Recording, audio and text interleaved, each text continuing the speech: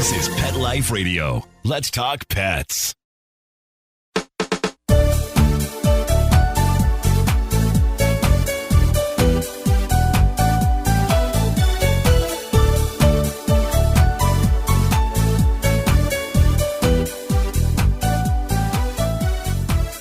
Hi, welcome to It's a Doggy Dog World. I'm your host, Liz Polika, with my good friends Petra Burke. Hello. And Kate Abbott. How do? And today we're going to be talking about dog training, not necessarily dog training subjects, but ways to do dog training. We get a lot of questions about the various types, and so today we're going to be talking about private training. What is private training with your dog? How does it work? What kind of things can be covered in private training? And then are your expectations reasonable or not?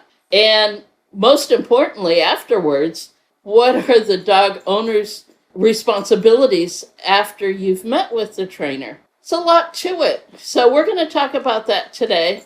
We've also got a couple new sponsors for our podcast. We'll be talking about those throughout the podcast. And so I'll turn it over to Kate. Kate is Kindred Spirit's resident private trainer, much to her dismay at times. Although Petra and I have both done it in the past also. So when Kate joined us at Kindred Spirits, we said, oh, by the way, welcome to Kindred Spirits. You're doing our private training. We passed the torch. Here you go. So Kate, what's private training? It can be boarding training, but we're going to talk about that on another podcast. So just to get that out in the open, boarding training is where the trainer takes your dog for a certain period of time and trains it, and then brings you in, hopefully, and teaches you how to use the trained dog. So that's another thing. We'll do that in another podcast, answering these same questions. Yeah. But that deserves its own podcast. So what I do is individual training sessions with owner and dog, or sometimes dogs.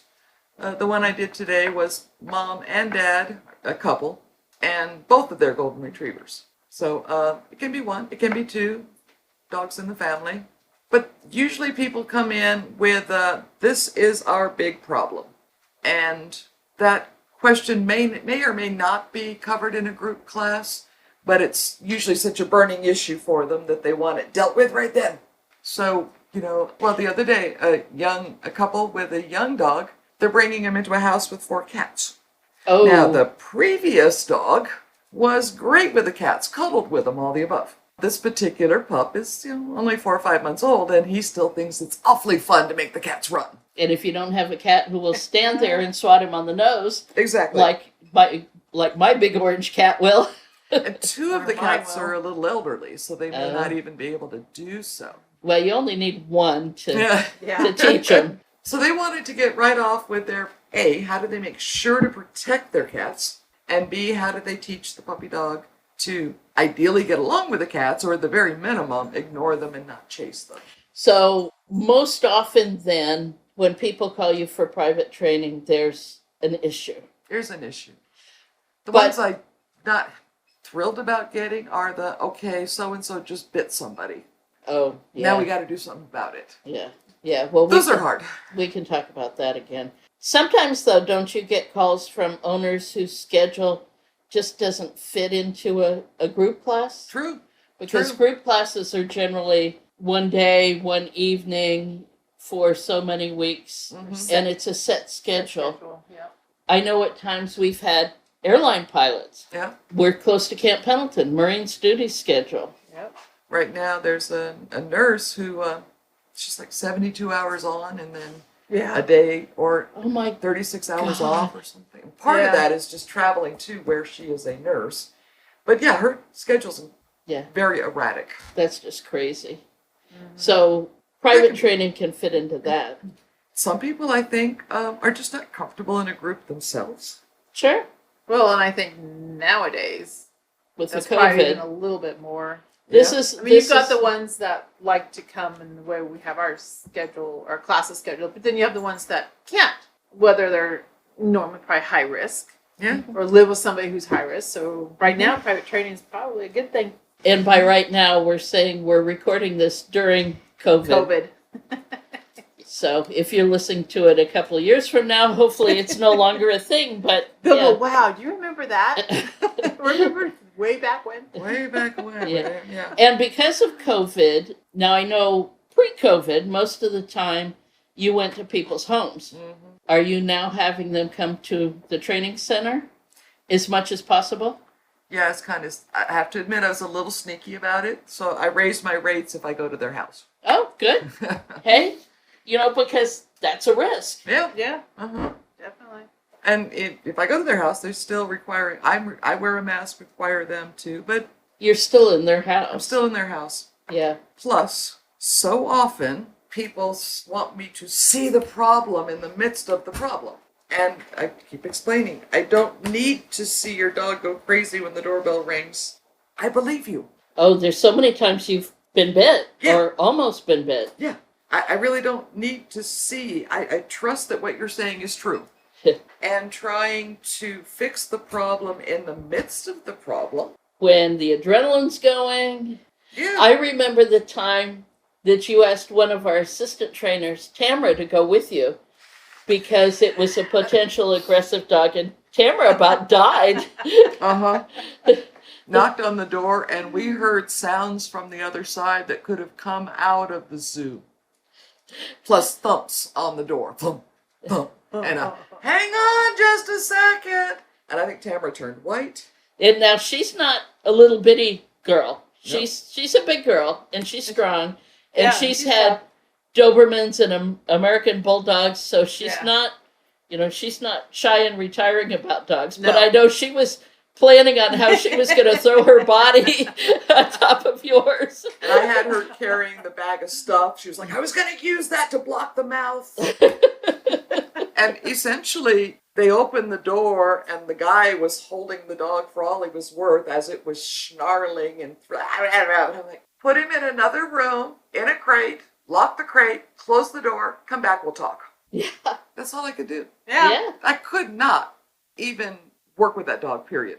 Well, the dog's adrenaline was so high, and that was such a learned, habituated Yep. behavior Yeah. that there's no way he could even think. Mm-hmm. Somebody was kind of saying, but don't you must have to see them there. And I said, no.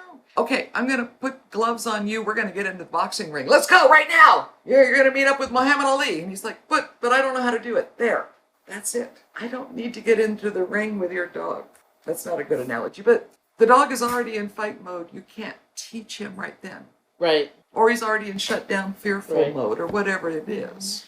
I think the other thing about, besides the COVID and besides the habit problems at home, is at the training center, one, we're taking them out of their comfort zone. Right.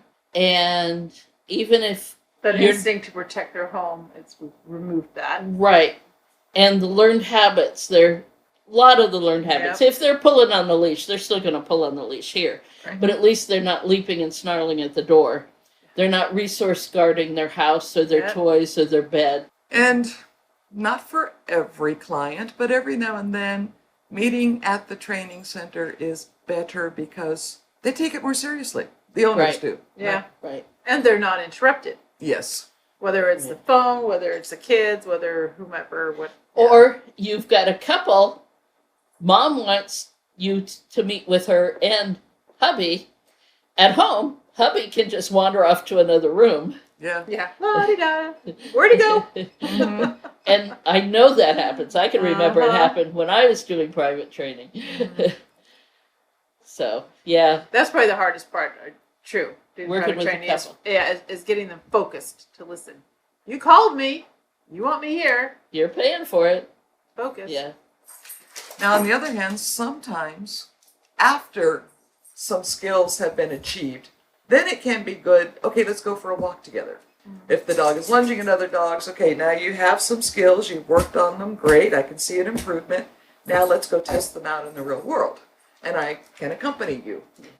I often brought one of my dependable, reliable, very well-trained dogs with me for those situations. Shasta was always mine. Yeah. Yeah. Ursa and Riker and Shasta. and then I would meet with them in the house we talk, blah, blah, blah, leaving my dog in the car, weather permitting. And then, okay, I've got a dog in the car. I'm going to go leash him, get him out of the car. I'll meet you out front. We're going to go for a walk. And then if I needed to, I could always have my dog do a downstay out of harm's way, help them with their dog if he's lunging or whatever. Right. And then we could continue on. But that means the trainer has to have a dog who can do that. And I know Quill's not interested in that at all. Yeah, he won't attack, but he's just like, no, he's not that emotional about it. He's like, no, I don't do drama. Yes. Okay, so about what can be covered. Issues. What are some of the most common issues you get called about? My dog won't come when I call him. And that we do cover that in group class, but I don't want to be embarrassed. My dog cannot focus on me around other people and other dogs. So if I come to class, it'll just be a big fight between me and my dog. So focus, having a calm, mouthing. I'm getting a lot of mouthing lately for a lot of young dogs too. And that could be a result of not enough puppy play, learning how to use their mouth with the young dogs. So mouthing, and not just mouthing, I mean biting people and ripping their skin and ripping their clothing. For dogs that are under 6 months of age. That's crazy. That's crazy. And someone the other day called and they wanted to have a session to prepare their dog for when they went back to work so the dog didn't get separation anxiety. Oh, I wish more people called about that. And that's what I told her, and she said... You said we have a podcast on that. She told me her vet told her. Oh, good. Oh. Get thee to a trainer and make sure this dog does not develop separation anxiety. Good. It's like, Wise well, vet. all right. Yeah. Awesome. Besides the fact that the trainer actually named us. But anyway, Yeah. the vet actually named us Good. as the trainer. But it was wonderful, yeah. And we did talk about that. Just there is a podcast up there on preventing separation anxiety when and if everyone goes back to work. Yeah. Yeah. But even that, it's still going to the store, or starting to go out. Even she's like, I may be working from home for the rest of my career because it's working out. Yeah, But Petra there might are be. times. Petra will be very disappointed if she... So love it. As a writer, this is my life. I mean, I'm having no trouble with it at all. Do you get calls for basic obedience? Usually those are the people with scheduling problems. Okay. Once or twice I have gotten someone that, they want to do competitive obedience. So our group classes are more about being a good canine citizen and a good family Good dog. family pet, right. They want it really, really sharpened up, and they want a set of outside eyes to help them get really, really sharp on their obedience. Okay. That's another issue I get as well. Reactivity to other dogs and other people is probably the number one call, Okay. because that also pretty much assures that they can't come to group class. Yeah. Okay, let's take a break for just a minute so we can talk about one of our sponsors, and then we'll be right back.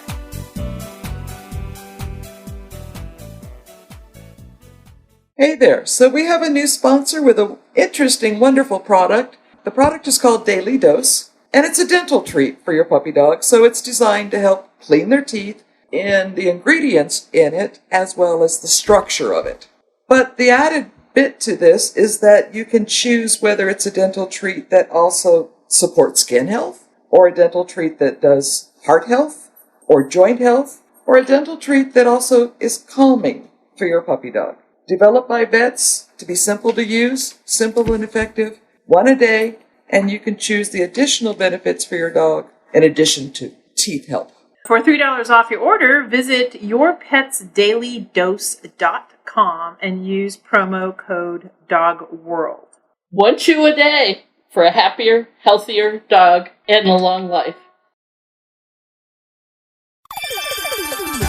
Let's Talk Pets on PetLifeRadio.com.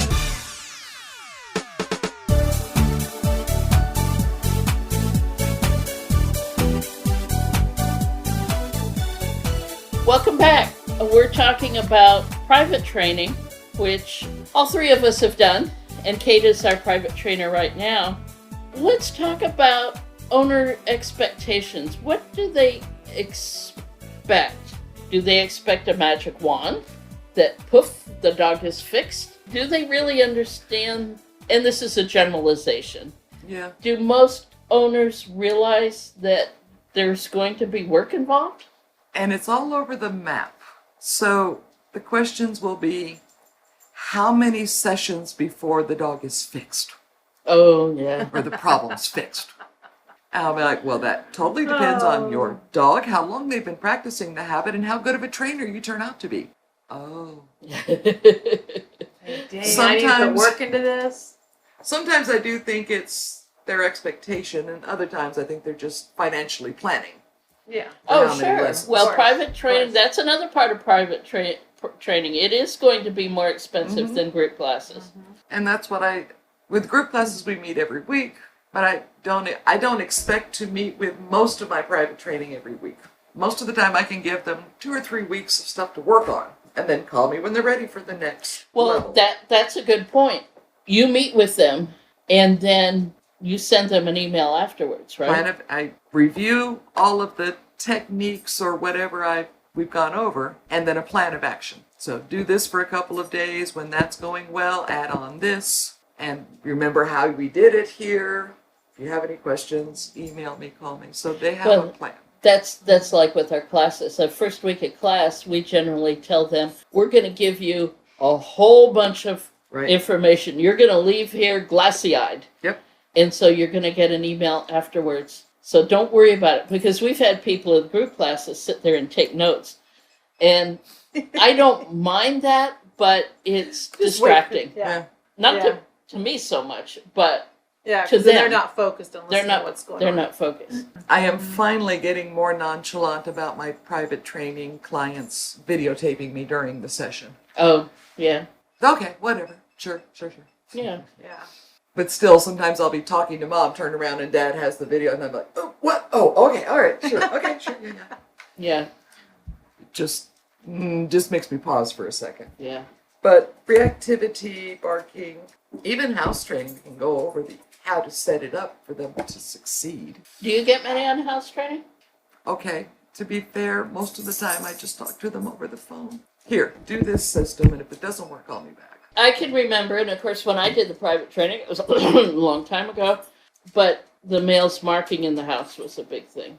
Okay. But probably I would guess more males are neutered now than they were. Because now if you adopt a dog from the shelter, they're all neutered no matter how old they are. Yeah. And that's a different subject altogether. But Well, and if they are having house training issues or marking, whatever, I won't even make an appointment with them until they've got a clean bill of health with a vet. oh yeah, Yeah, exactly. UTIs. So I've had people go, oh, it was a UTI, we're doing great now, thanks. Well, they Sure. never needed a meeting. Yep. But to the other extreme is the people that called me because their dog was being stubborn. And No. I get there, and they hand their French Bull Mastiff a pizzle and say, see, now we can't get it away from him. I ain't gonna try and take a pizzle away from a full-grown male. No. God. So Let's teach leave it a different way with something not as high value. he's resource guarding. Yes, he is. That's a pretty darn high-value resource. Let's not start there. Here, watch. We'll give it to him. And can you, since you're here, can you get it out? Yeah, I did. Get it back. Which actually I eventually did get it from the dog through trickery and redirection, and then go put this in your top cabinet and don't bring it out for a while. Which is another reason why I have to admit I do much prefer meeting in the center now Yes. than going to someone's home. Yes. Because the surprises, I get far less surprises when meeting Right. at the center. Yeah. Sometimes people do have a list of, they've been to a behaviorist, either one of us or someone else, and then they need to start working on stuff. Mm-hmm. And as long as I'm agreeing with the plan, then yes, I can help them implement it. And people do have differences. I want to use a clicker. Mm-hmm. We accept it in a group class, but we don't push it. As long as it's not distracting to the other students. Yes. and if they're using it correctly. And if they're using it That's the correctly. hardest part. So they might want to do a further training first just to learn how to use the thing.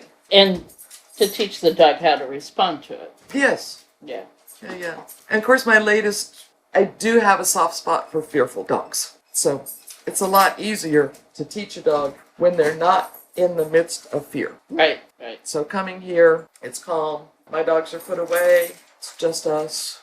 And it's rare that by the end of the session that I don't have a fearful dog sleeping at my feet. And that, I think, goes a big, big step towards getting the people to go, hey, this is going to work. If my fearful dog can accept you based on what you've just done, then I can do that. And that goes back to the follow-up. How many owners do you think, percentage-wise, roughly, in generalizing, have unrealistic expectations? Not as many as I used to get. Okay. I think I'm better at weeding them out now. Oh, when they come? Yeah. Okay. I have 6 acres, and I don't want to worry about my dog having to do tricks like sit and lay down. I just want him to have a good come. Oh, I remember that one. Gosh, I'm probably not the right trainer for you. Yeah. That's not my thrill, Yeah. How are they about accepting the idea that they need to have some obedience training? Say they're asking for something specific.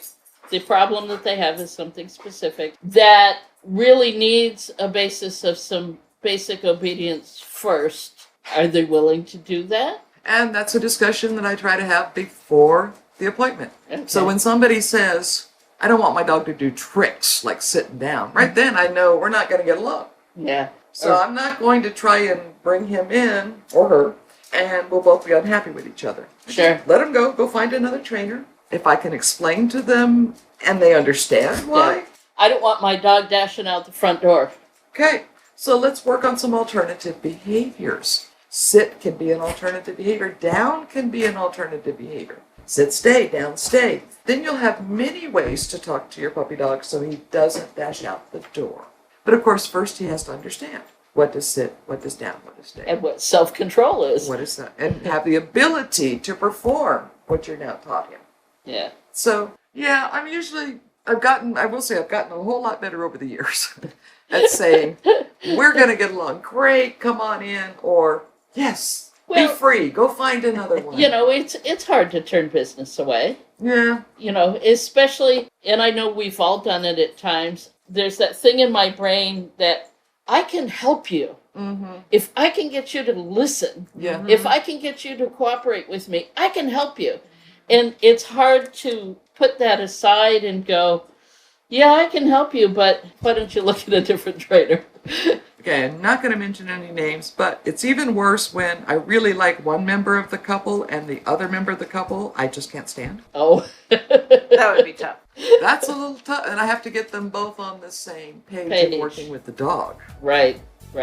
So that, I've had to bite my tongue sometimes. Yeah. Well, on that note, we need to talk about our second sponsor, one that we're really enthused about. So let's take a break for a minute. We'll talk about our sponsor, and then we'll be right back.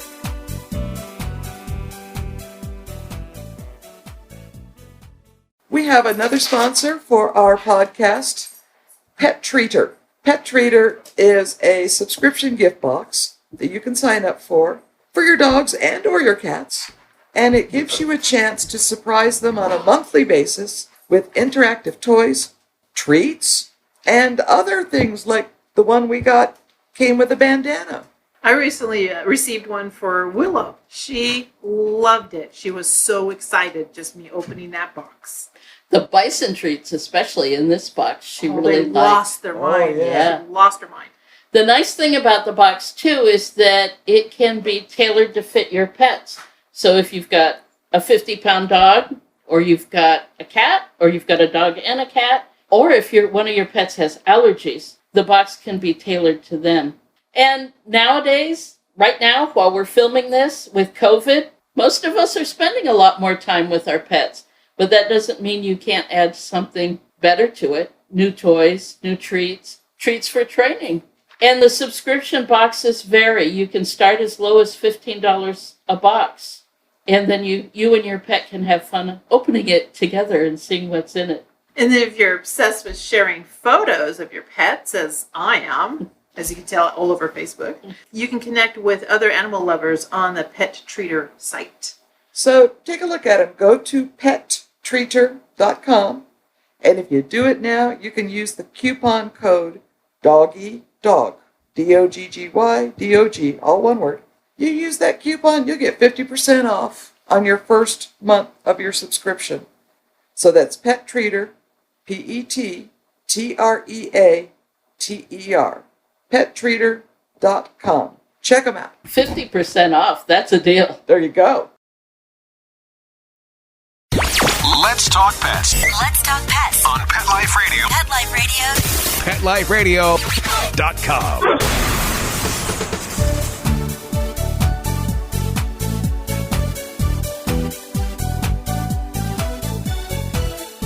Welcome back. We're talking about private training in this podcast. And to finish out the podcast, let's talk about the owner responsibility after you meet with them. Because we know the meeting with you is not the end all. That's not the magic wand. The majority of the time, my goal is to get the owner and the dog to a certain level so that they can come to a group class and succeed. Because then they have, that's the reason I started with Kindred Spirits those many years ago. Yeah. A long time ago. And Petra and I saw her working with her fearful Rottweiler, and I told Petra, we need her. Yep. But I had trained her. She knew the commands. But I also knew that she was so fearful. If I took her out in public, she could get overwhelmed, or she could become dangerous if I couldn't control the situation. So we signed up for group obedience classes, Kindred Spirits, so I would have a safe, controlled environment to gradually get her used to working around other people and other dogs. And that it worked. So especially with the fearful dogs, did I mention that fearful dogs have a special place? We have a dog right now in one of our classes. The dog is almost completely shut down. Oh, that It's- older lab. Yeah, barely hanging on. And it's just, finally, I took the guy aside and said, this is not going to work. He's like, I know it's not working. Okay, this is what we need to do. In fact, I recommended he go talk to his vet about some anti-anxieties first. The dog is a mess. She's just being tortured by coming to a group class. But if I can help people understand how to build up confidence in a fearful dog and trust, then they come to group class and they succeed. Oh, then there's just joy and unicorns farting rainbows all over the place. Snuck that one in on you. That's our kid. That's our kid. Oh, so Okay. there's a visual. Let's go back to the question, though. What do the owners have to do afterwards? They need to follow through, obviously. So lately I have been doing a bit more game-based. So instead of saying, you will now practice the recall by asking your dog to come, make it into a game. Back up, let your dog chase you, yes. And then I'll say, play your games in short bursts. And I really promote it as your guys are going to have fun together. That seems to have brought about better compliance from the owners.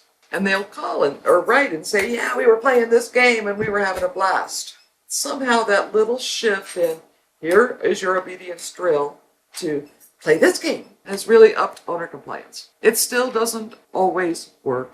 There was a lovely couple with the pity, and I think they came once. They tried to come to group class. They weren't ready because they hadn't done any of the first work. So they had then another private. And it broke my heart because they always left glowing reviews for us, finished by saying, well, our dog hasn't improved, but that's because we're not doing what you told us to do. Well, at least they admitted it. Yeah.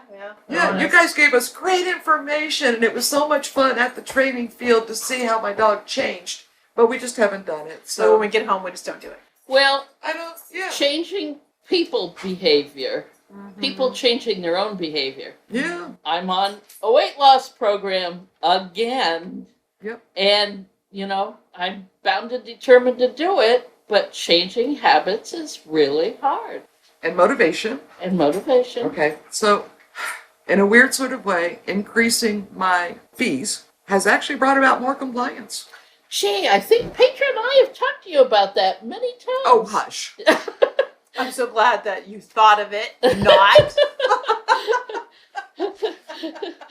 There are still times when, Whatever. I'll try to give them some help over the phone and then bring it back. But, yeah, it does make a difference when you pay a little bit more. Yep. Mm-hmm. They take a little All more right. capital. Well, I think we'll call it at that. Private training has its spot in the training spectrum, just like board and train and group classes. It's for specific, well, there's a wide variety of places where it can be used, but ultimately the success isn't just on choosing the trainer, but it's also on your follow through as a dog owner too. And I think that's some of the hardest. And from the other side, I advised a guy the other day, he'd been to a couple of trainers, and he didn't like the advice or the way they put it or whatever. I said, fine, trainers are like therapists.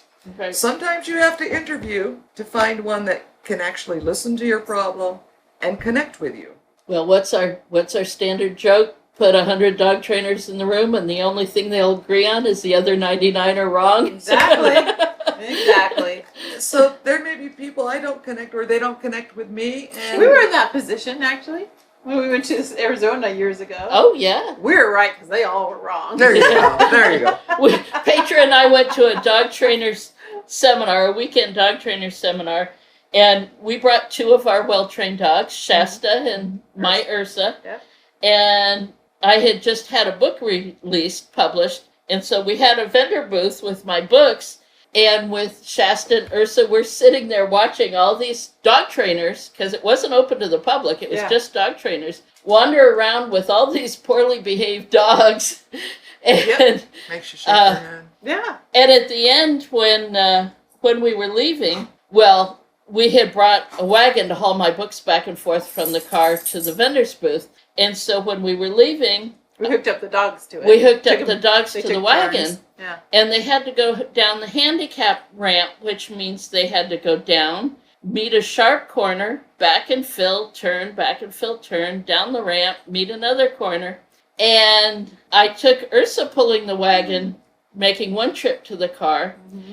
And when we hit the bottom after she'd made this Z and I was praising her, the trainer of Moose, the Jack Russell Terrier on Fraser, was up at the top of the stairs. She She's had been been watching. And she called down, "Excellent dog training! Excellent, excellent, excellent," in her German accent. And I was like, oh. Proof positive. Yep. It actually works. Yeah. All right, everyone. We'll see you next time. We're going to be talking about group dog classes, so keep an eye out for that one. Bye-bye. Bye-bye. Bye-bye. Having a rough day? Longing for the dog days of summer? Think your fun furry friend lives a dog's life? Well, find out everything you're begging to know as Pet Life Radio presents It's a Doggy Dog World with pet expert and award-winning author Liz Palaika. Every dog has his day, and you'll find out how to make your dog's day fun and rewarding. Every week, on demand, only on PetLifeRadio.com.